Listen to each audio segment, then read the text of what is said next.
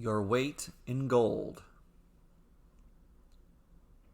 Or was the loneliest man alive, possibly the loneliest man to ever walk the earth. Those baptized in the holy waters of the Fons Lacus are blessed. Or was baptized in those waters, but Or was cursed. Not since the day of his birth had he felt the embrace of another human. Perhaps cursed and blessed are two sides of the same coin.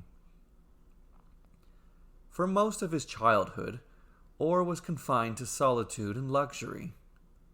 Whatever foods his taste desired were his for the asking. The finest tuners of the land educated him. The greatest craftsmen and artisans delivered toys and works of wonder to his room. It was a wonderful life, except Or was imprisoned to that room, never knowing the touch of another human. Not even his mother could cradle him, nor could his father pat him on the back. On the day before he was to reach his manhood, Or escaped his childhood prison of luxury, for no prison can contain someone as exceptional as Or. Or was chosen by the gods. After years of confinement, he longed for freedom. He longed to see the world, and so he did. Every day since he had earned his freedom, he has walked the earth in his golden shoes. In his travels, Or came across all peoples, from the mundane to the extraordinary. Most did not live in the luxury of his childhood room, but neither were they confined to its small spaces. The typical person worked in a wide-open field from sun-up to supper every day, other than Seventh Day, of course, then dwelled in simple homes with loved ones and laughter. The wealthy were few and the poor were plenty. Or noticed the harder a man's living, the happier his life. That was until he came to the town of Taran, a town of despair and destitution. On the outskirts of town, the people toiled hard, and they were skinny and weak. They did not look at him or greet him as he walked into Taran's ungated road. Taran was a one-road town. Its midday streets were empty. No women, no children, no men. They were all working. Or wandered past several shabby homes, and what he assumed were the buildings of professionals. An anvil and hammer under a patchy sod roof must have been the blacksmith. A messy pile of sheets under a gazebo must have been the clothier. Taran was the first town he had come across that did not have a holy building. Finally, Or spotted someone. An old man sat on his front porch in a chair, with a blanket on his lap covering his legs and a large chest at his side. Or approached the old man, but the old man did not acknowledge him. Or greeted the old man, but the old man only looked at Or's golden boots, then told him he was early. A woman approached. She held an infant in a sling over her shoulder and held a cup with greater care. She did not acknowledge Or's presence until she saw his golden boots, at which point she scowled at him. The woman opened the chest. It was filled with gold. She emptied her cup into the chest, adding a few more slivers of gold to the pile. When Or asked what the gold was for, the old man apologized to Or for mistaking him for someone else. 7 years ago, an empire from the east had conquered the town of Taran. Every year on this day, the empire sends a tax collector to collect a tribute from Taran.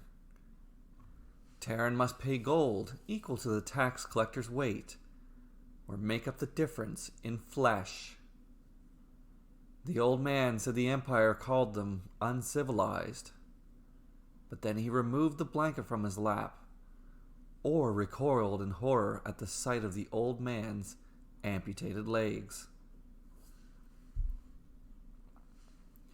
The woman asked Orr to hold her child so she could rest.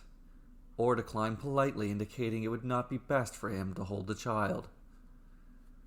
The child was gaunt and yellow from malnourishment. A 2-horse gilded carriage and a dozen guards approached the town. They marched through Taryn's one street with much fanfare. The workers in Taryn's field did not pause to take in the parade of foreigners. They could not afford to idle, not with the cost of living here.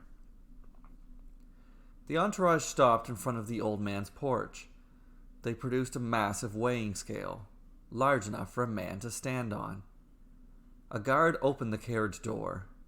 The taxman stepped out with great effort. He was a glutton of a man. At the sight of the taxman's girth, the old man's eyes sank deeper into despair. The guards clutched the chest and emptied its gold onto the side of the scale. With great effort, the taxman climbed onto the other side of the scale, sinking it to the bottom. The gold did not weigh enough. The taxman claimed the difference in weight must be made up in flesh. He nodded towards the citizens of Taryn.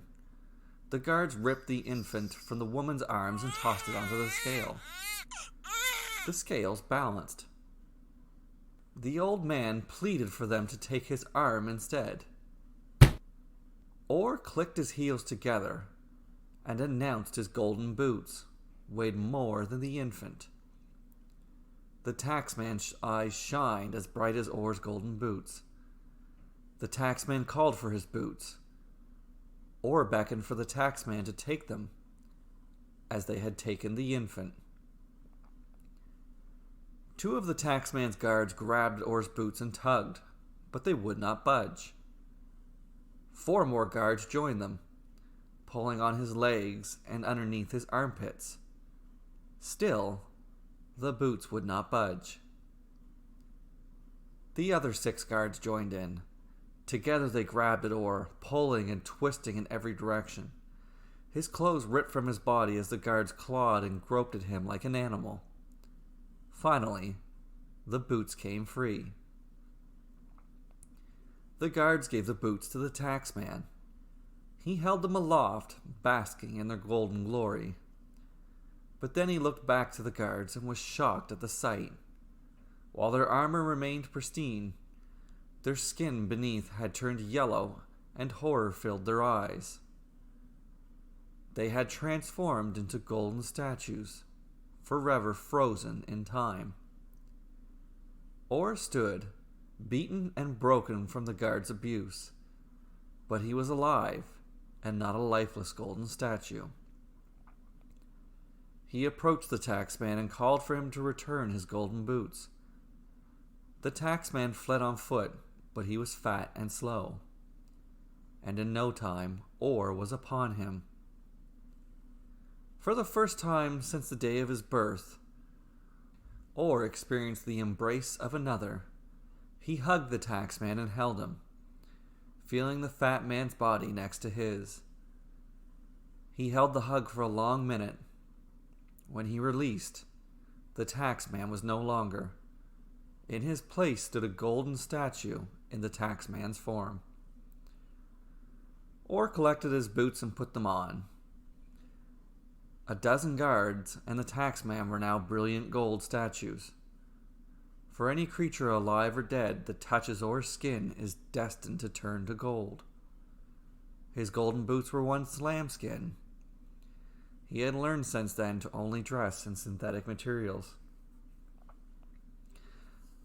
For the first time since his arrival, the workers in the field looked up and took notice. The woman collected her crying child, and Orr instructed them to take the taxman and his guards and hide their bodies. By breaking apart those statues, they would have enough gold to pay their tribute for a century. Then, with his golden boots, Orr walked out of the town of Taryn, cursed to walk the earth forever alone, blessed to help those who needed him. Cursed and blessed, 2 sides of the same coin.